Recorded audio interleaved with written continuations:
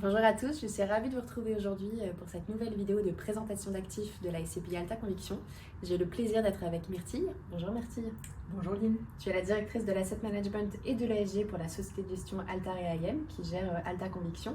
Je vous le rappelle en introduction, Alta Conviction a acheté ses 3 premiers actifs en France, 2 locaux commerciaux et un local d'activité.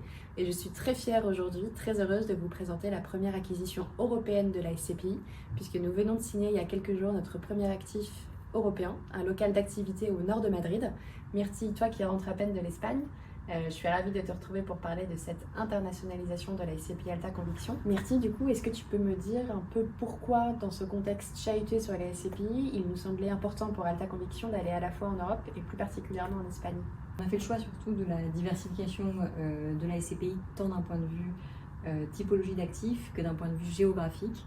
Et comme premier pays hors de France, l'Espagne nous est apparue comme présentant les meilleures caractéristiques, à la fois pour son dynamisme économique, mais aussi pour ses fondamentaux immobiliers. Il faut savoir que l'Espagne a connu une croissance de 2,5% l'année dernière, qui était bien au-dessus de la moyenne du marché européen.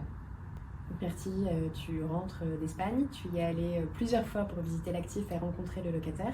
Est-ce que tu peux me dire un peu plus sur cet actif ? Bien sûr, c'est un immeuble de 4000 m² qui a été entièrement rénové en 2021 et qui présente des caractéristiques ESG qui nous ont beaucoup plu, notamment une façade bioclimatique mais également des panneaux photovoltaïques qui sont utilisés en autoconsommation par le locataire. Donc ça rejoint un peu l'adage qu'on a entendu mettre en place sur la labellisation ISR d'Alta Conviction, qui est qu'un actif résilient est un actif performant. Exact. Et est-ce que tu peux m'en dire un peu plus sur le locataire ?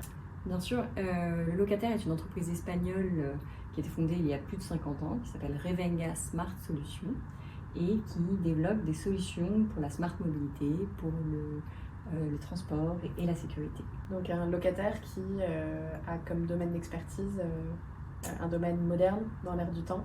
La technologie de pointe, exactement. Et pour conclure, est-ce que peut-être dans des termes financiers, tu peux prendre cet actif, me le présenter sous un portrait financier, performance, bail, etc. Bien sûr. Déjà, il faut savoir que le locataire était installé ici depuis 25 ans et donc il a souhaité se réengager sur une longue durée puisque nous avons signé un bail ferme de 10 ans avec 2 périodes supplémentaires de 5 ans. La transaction s'est conclue pour un montant de 4,5 millions avec un taux acte en main de 7,5%, ce qui nous permet de conforter notre objectif de distribution de 6% pour l'année 2024.